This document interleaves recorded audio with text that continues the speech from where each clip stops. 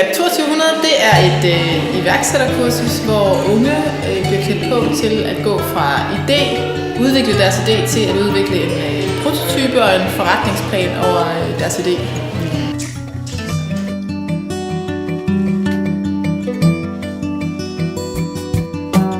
Lab 2200 er et kursus, der som sagt varer i 2,5 måneder, og som er skabt af Københavns Erhvervshus i samarbejde med Askovfonden. Og den kombination af en privat NGO og en offentlig myndighed skaber et helt vildt godt grundlag for læring, fordi vi har nogle forskellige kompetencer. Vi ved en masse om iværksætteri, og I ved en masse om social innovation. Når jeg vil noget, så skal jeg sgu gøre det. Og koste hvad det vil. Det er det, der er mit drive. Det er, at når jeg vil, så vil jeg. Men jeg har en idé ude i det virkelige liv på en anden måde. Men den har jeg ikke vil tage med her. Så jeg vil komme ind for at lære det, og ikke for at vinde konkurrence.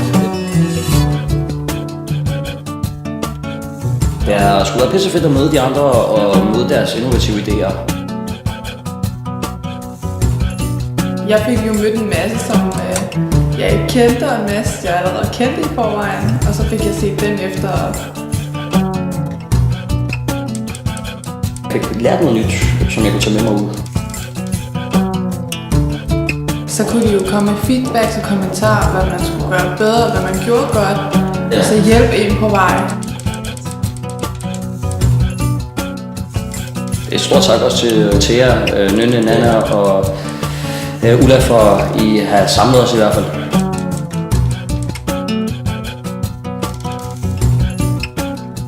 Folk skal have et billede af det, sådan så at de faktisk ved, hvad der foregår økonomisk, og hvordan tingene hænger sammen, og hvilke værktøjer de kan bruge.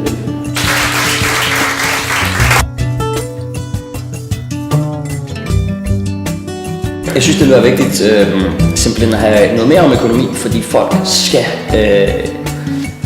kunne se, hvad det er, de roder sig ud i.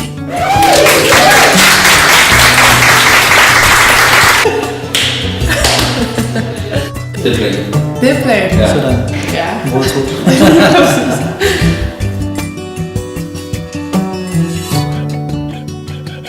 Mit mål er at være selvstændig og have mit eget.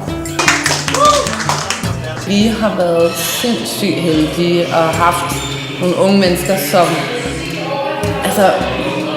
brænder virkelig, virkelig meget for det, og det er så fedt. Det er simpelthen så dejligt.